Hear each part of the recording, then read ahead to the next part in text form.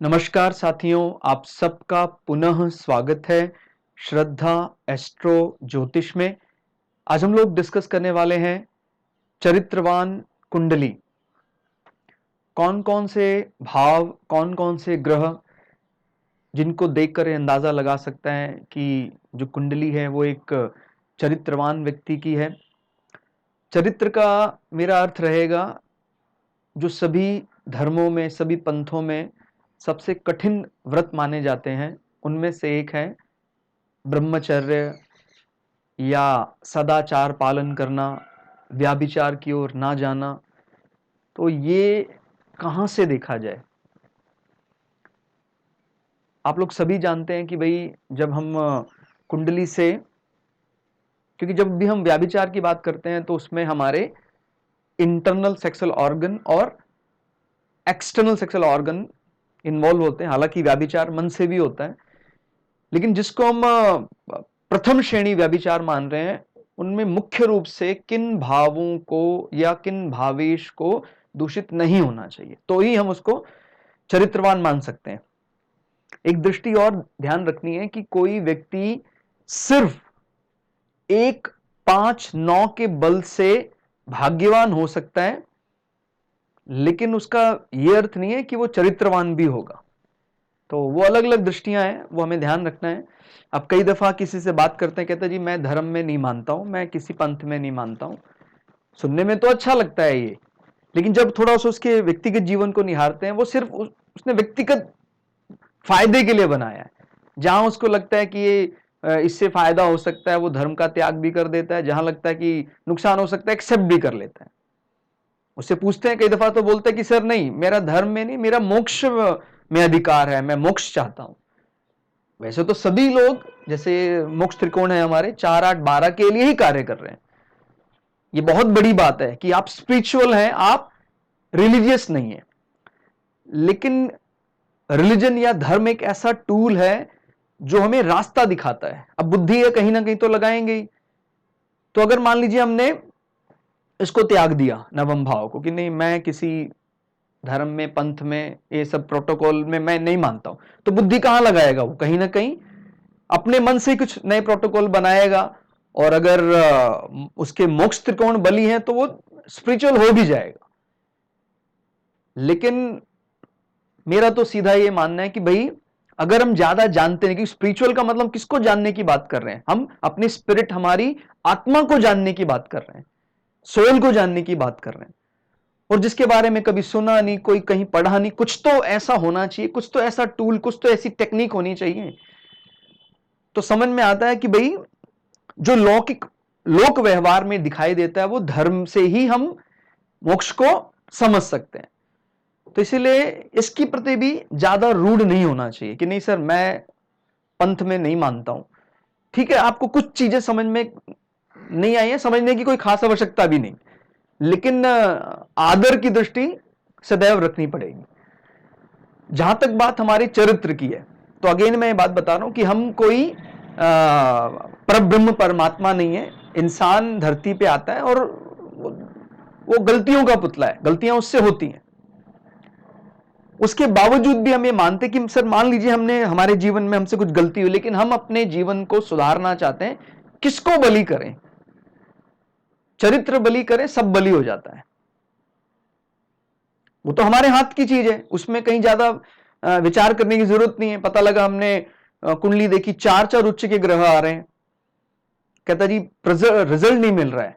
फिर थोड़ा बातचीत करी, आपका चरित्र कैसा है? तो वो समझ में आया कि चरित्र में खोट है। पतिव्रत या पत्नीव्रत धर्म का पालन नहीं करते हैं, क्या करेगा वो भाग्य? इसलिए हमें याद रखना है कि हम वफादार होना चाहिए, वाणी के प्रति भी और अपने अंगों के प्रति भी वफादार होना चाहिए। हमें किसी से कुछ छुपाने की आवश्यकता नहीं है, अगर हमारा चरित्र सही है। तो कैसे ही हम आइडेंटिफाई कर सकते हैं? मुख्य रूप से सप्तम अष्टम भाव भावेश की स्थिति हम देखते हैं, जो हमारे इंटरनल सेक्सुअल ऑर्गन, आंतरिक लैंगिक अंग और बहिर लैंगिक अंग यहां से देखे जाते हैं। तो इनके इंस्टेंटेनियस इफेक्ट के लिए यानी त्वरित प्रभाव के लिए देखते हैं कौन से ग्रह बैठे हैं। अब कई लोग इस बात से भी बड़े चिंतित हो जाते हैं कि सर राहु बैठा हुआ है, केतु बैठा हुआ है। ठीक है, हमने मान लिया इंस्टेंटेनियस इफेक्ट, लेकिन उसके बावजूद भी इस घर का मालिक किस स्थिति में है, क्योंकि वो रिजल्टेंट उसी के हाथ में है। कहता जी घर का मालिक बहुत अच्छी स्थिति में बली होकर बैठा हुआ है, निर्दोष है, उस पर वो कोई पापाक्रांत नहीं है।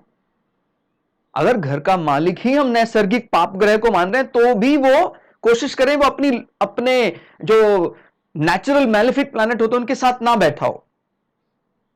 ठीक हो गया। मैं मान लीजिए हमने कोई पापी ग्रह भी सप्तम भाव में आता है, सप्तमेश के रूप में आता है, लेकिन वो कहीं शुभ ग्रहों से दृष्ट है और पाप ग्रहों की उस पर दृष्टि नहीं है, ये उनके साथ वो कंज्वाइन नहीं कर रहा है, तो हमारा सप्तम भाव बली है।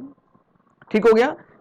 तो अभी हम बली भी क्या, हम उसको चरित्र की दृष्टि से देख रहे हैं कि हम कितने ज्यादा प्योर हैं अपने चरित्र को लेकर, और क्योंकि ये एक बहुत बड़ी गंभीर समस्या है।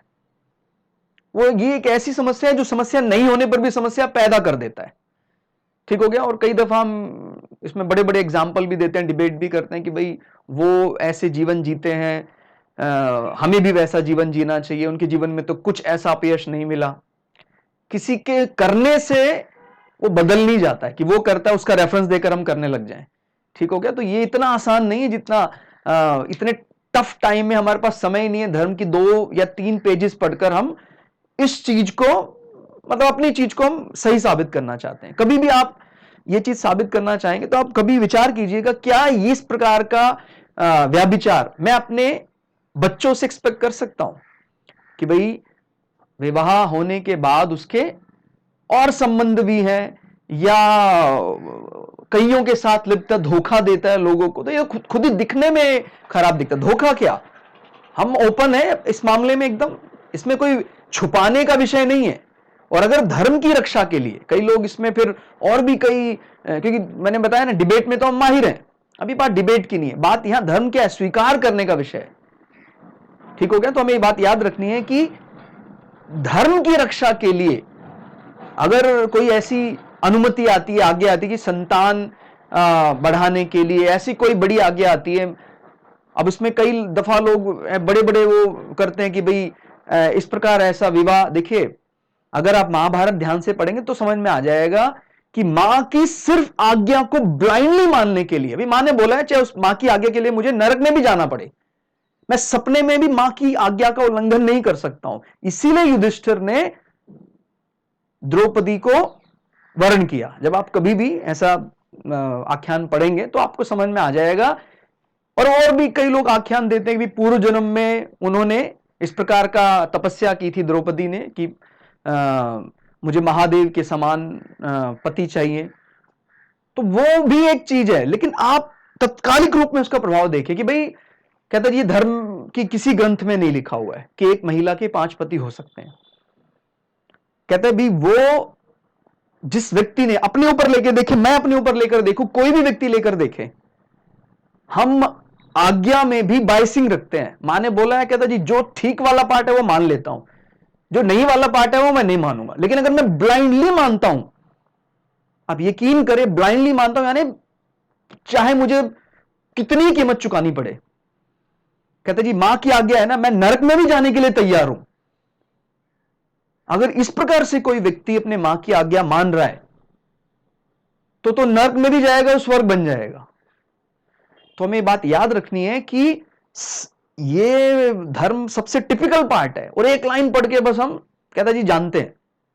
तो वो जो केसेस के जो रेफरेंस देते हैं लोग, वो पहले अच्छे से पढ़ लें, उसको अच्छे से पुष्टि कर लें, उसके बाद इस प्रकार के विषयों में आए, क्योंकि हम अपने जीवन को तबाह नहीं कर सकते हैं। अज्ञान के चक्कर में 2 पेज पढ़ा है हमने और रेफरेंस लेके भी हम फ्लडिंग करेंगे, व्याभिचारी हो जाएंगे।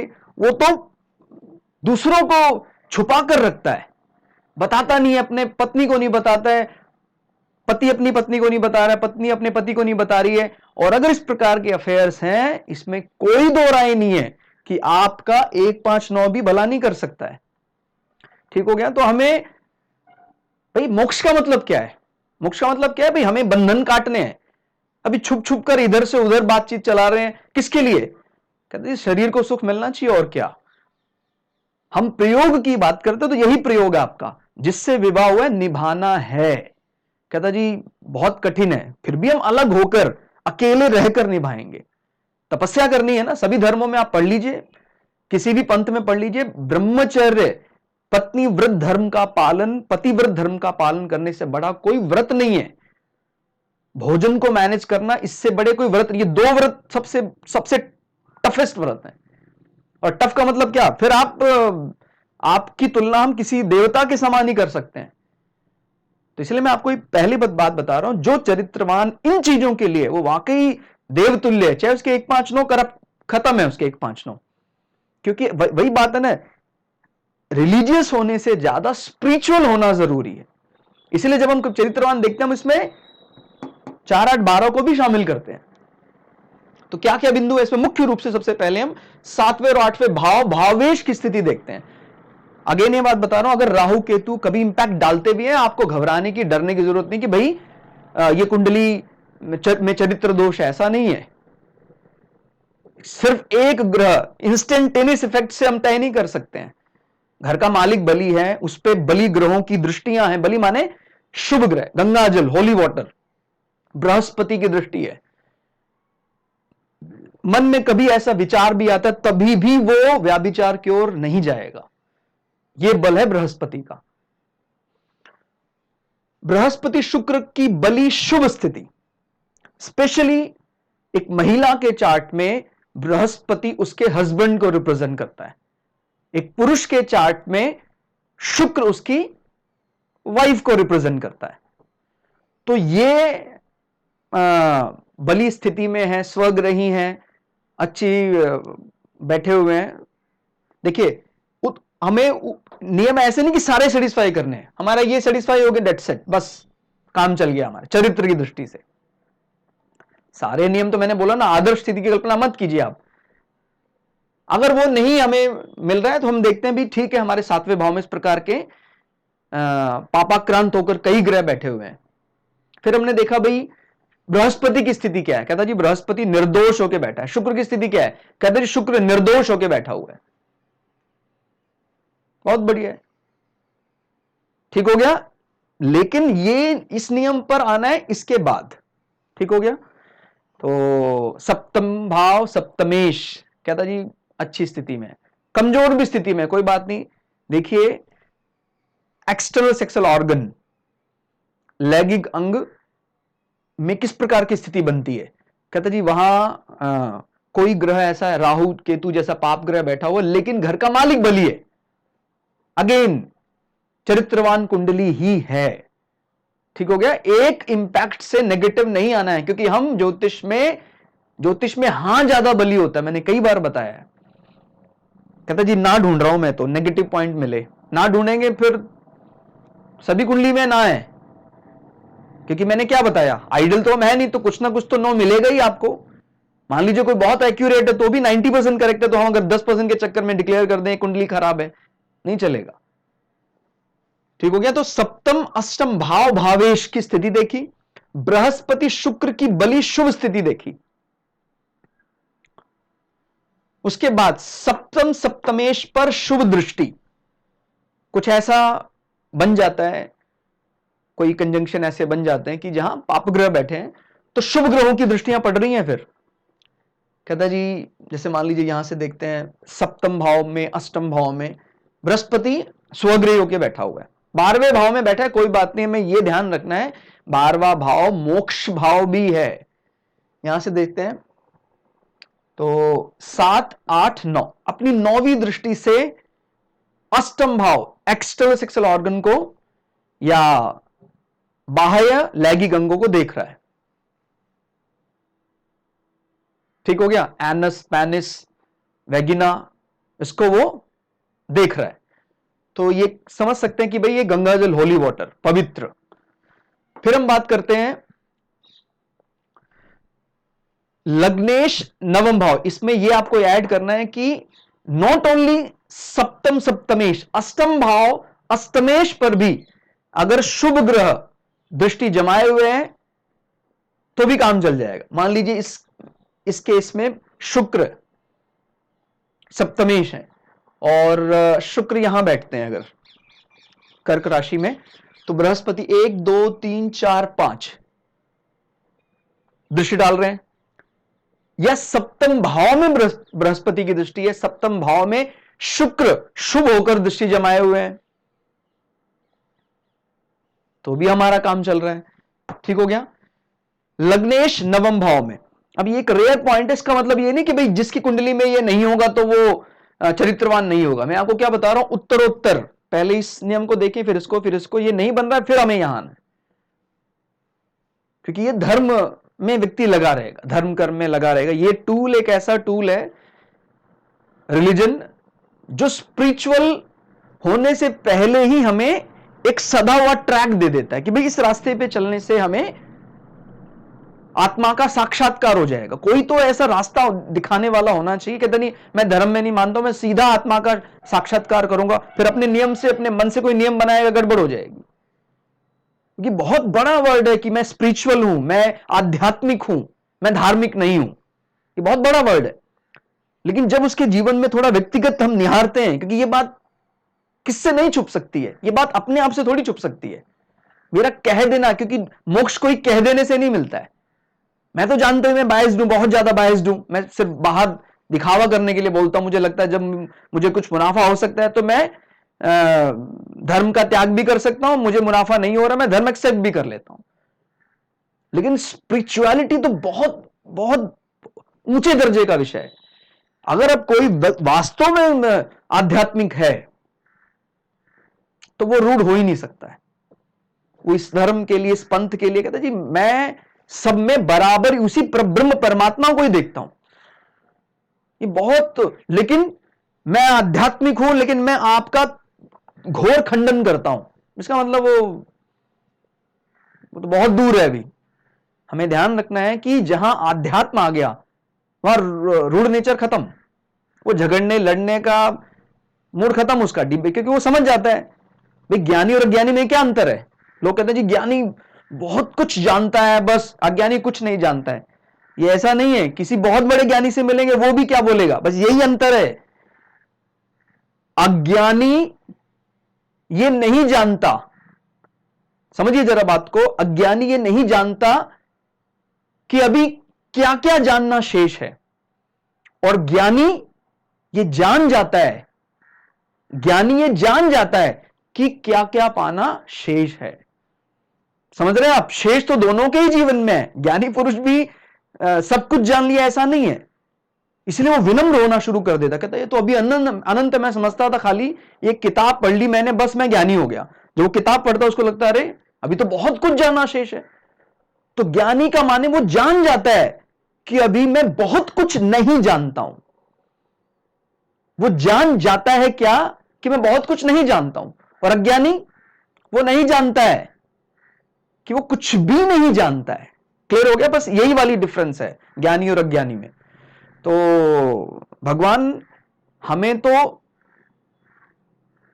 कभी भी रूढ़ होना ही नहीं है, यही प्रार्थना है। हम रूढ़ हो जाएंगे तो फिर स्पिरिचुअलिटी यानी अध्यात्म को तो कभी पा ही नहीं सकते हैं। ठीक हो गया। कोई व्यक्ति नहीं मानता धर्म में, ना माने, पंथ में नहीं मानता, लेकिन वो झगड़ रहा है और बोल रहा है कि मैं आध्यात्मिक हूं, वो नहीं है। ठीक हो गया। लग्नेश नवम भाव में, ये भी कोई चरित्र के लिए कुंडली है। ये बहुत ऊंचे विषय है चरित्र, इसको भाग्य में, सैलरी में, नौकरी में मत टटोलिए। ठीक हो गया। वो आप भी समझते हैं कि एक लेवल के बाद हमें जो परम शांति चाहिए, भाई मैं प्रॉमिसिंग हूं आपके लिए कि नहीं हूं, कहते हैं मेरे पास आज सब कुछ है, प्रॉमिसिंग लोग नहीं है मेरे पास, मेरा अपना पार्टनर भी मेरे लिए वफादार नहीं है। और कहते जी अगर कभी ऐसा हमें पता लगता तो क्या करना चाहिए, हमें दूसरे की गारंटी वारंटी नहीं लेनी, हमें अपनी गारंटी वारंटी लेनी है। बस कर्म का फल निश्चित रूप से मिलता है, इसमें कोई दो राय नहीं है। कभी कुछ गलती हुई है मैं मानता हूं भाई, क्योंकि प्रकृति का नियम है, ये कहीं गलती हुई है इसीलिए वो पलटकर मेरे जीवन में आया, तो मैं उसको सुधारने की बजाय मैं खुद बहुत स्ट्रिक्ट हो जाता हूं कि सर मैं शपथ खाता हूं, मैं मन वाणी कर्म से कभी भी व्याभिचार विचार नहीं करूंगा, पर पुरुष पर स्त्री संग विचार भी नहीं करूंगा। दूसरे की गारंटी छोड़िए, अपनी गारंटी ले ली हमने, 100% जीवन संभल जाएगा। कहता जी नहीं संभल रहा, मतलब गारंटी गलत है, वो किसी फेक कंपनी की फेक गारंटी वारंटी आपने दी है। हमें अपने लिए तो इन शब्दों का इस्तेमाल ही नहीं करना है, एकदम फैक्ट होकर बोलना है कि नहीं मैं एकदम प्योर हूं, ठीक हो गया, मैं एकदम गंगा जल की तरह पवित्र हूं। ये अपने आप को पता होना चाहिए, ये बाकी बोलने के लिए नहीं रखना है, ये अपने को पता होना चाहिए, ठीक हो गया। और मान लीजिए कभी कुछ ऐसा होता है कि भाई ना तो लग्नेश हमारा नवम भाव में बन रहा है, सप्तमष्टम भी ऐसा दिखाई दे रहा है, फिर हम क्या देखें?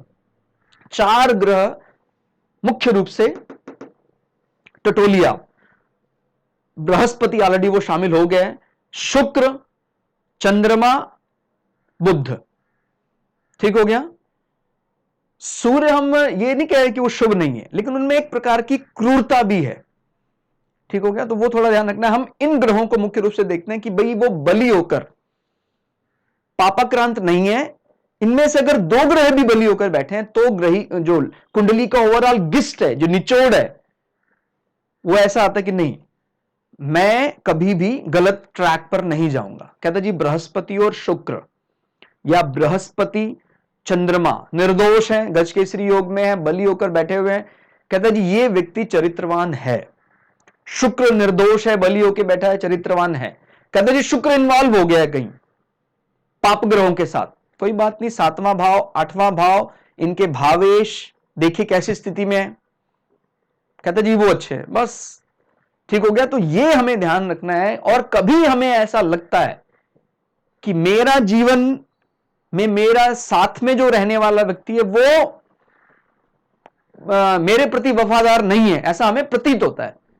प्रतीत भी देखिए, ये प्रतीत होने का विषय नहीं है वास्तव में, ये मेरी गलती है। वास्तव में मेरे जीवन में जो आ रहा है वो किसकी गलती है? वो मेरी गलती है। कहते नहीं सर वो तो उसकी गलती है जो मुझे परेशान कर रहा है। नहीं, यही भूल हो रही है। अगर मेरे जीवन में कोई गलत व्यक्ति आया है तो वो उसकी नहीं, मेरी गलती है वो। और अगर मेरी गलती माने मेरा कुछ प्रारब्ध ऐसा है, मेरे कुछ पूर्व जन्म के कह लीजिए, इस जन्म के कह लीजिए, कोई ऐसे प्रारब्ध है वो आया है, तो कौन ठीक करेगा? हम उसको ठीक करना चाहते कि मैं तुझे ठीक कर दूंगा। अभी हमें किसी को ठीक नहीं करना है, हमें 100% एकदम कहते हैं इसमें जरा भी मिलावट नहीं होनी चाहिए। मतलब समझ रहे हैं ना, मैं अभी आईएसआई मार्क की बात नहीं कर रहा हूं कि आईएसआई मार्क हमें इसके लिए कहीं बाहर से लेना पड़े। वो आईएसआई मार्क आपके काम भी नहीं आएगा, वो मार्क हमें अपने आप से लेना पड़ेगा। कहता जी कहीं भी हमें आप चाहे अग्नि परीक्षा देने के लिए बोलिए, हम तैयार हैं। और जब आपको पता सत्य में बहुत बल होता है, अगर है तो फिर इसमें क्या होगा, डाउट थोड़ी रहता है तो है। कहता जी लाई डिटेक्टर टेस्ट से गुजरना पड़ेगा, कहता जी एकदम तैयार है। कहता जी नार्को देना पड़ेगा, हम तैयार है। और जब इतना आत्मविश्वास हो जाता है तो परब्रह्म परमात्मा भी सोचता है भैया इसका टेस्ट पास है, इसके खिलाफ मैं कोई आईपीसी की धारा नहीं लगा सकता है। कौन सी धारा से डरना है? परब्रह्म परमात्मा की आईपीसी धारा नहीं लगनी चाहिए। अगर ये धाराएं लगती हैं उससे हम बच भी जाते हैं। बच जाते हैं माने कुछ ऐसा था अपयश, वो चला गया, लेकिन मान लीजिए कई दफा हम यहां ब्लफिंग करके उस धारा से बच जाते हैं, उसकी धारा से नहीं बचेंगे। इसलिए ध्यान रखना है, सबसे महंगा क्या है आज के समय पर? चरित्रवान व्यक्ति।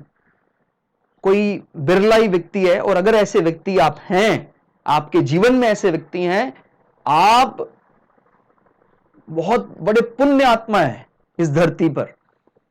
क्या करेंगे हम उस चीज का जब जिसके साथ हम रह रहे हैं वो हमारे प्रति वफादार नहीं है। कई देशों ने क्या बोलते हैं उसको, लोनली डिपार्टमेंट।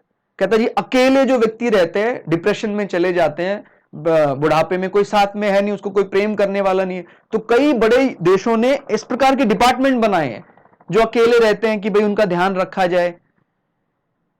ऐसा क्यों हमारे जीवन में हो रहा है? कहता जी पूर्व जन्म के संस्कार कुछ ऐसे रहे, ठीक है हम मान लेते हैं कुछ कमी रही है, लेकिन अभी हम उसको ठीक करेंगे। क्योंकि कुंडली क्या बता रही है? मुख्य रूप से कुंडली ये बता रही है हमें क्या मिला है, अभी क्या बदल रहे हैं वो नहीं बता रही है। तो हमें पूरी शिद्दत के साथ अपने ब्रह्मचर्य की रक्षा करनी है। एक पतिव्रत एक पत्नीव्रत धर्म का कठोरता से पालन करना है, भोजन के नियम का ध्यान रखना है। कहता जी नियम नहीं, मैं तो दिल में मानता हूं ईश्वर को, जब भी आता है खाता, जब भी आता है।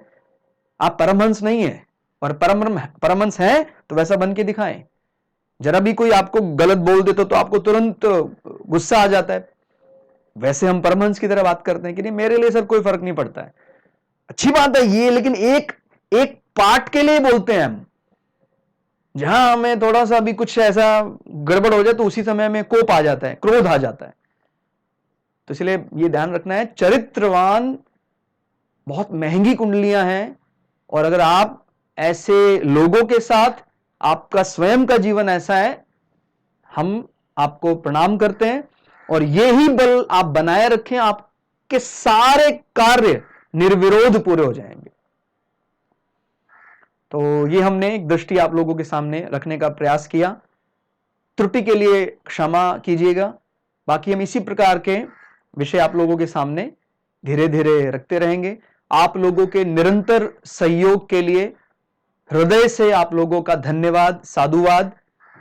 मिलते हैं अगली क्लास में, तब तक के लिए जय श्री भगु पराशरा, जय श्री शुक्राचार्य, नमस्कार।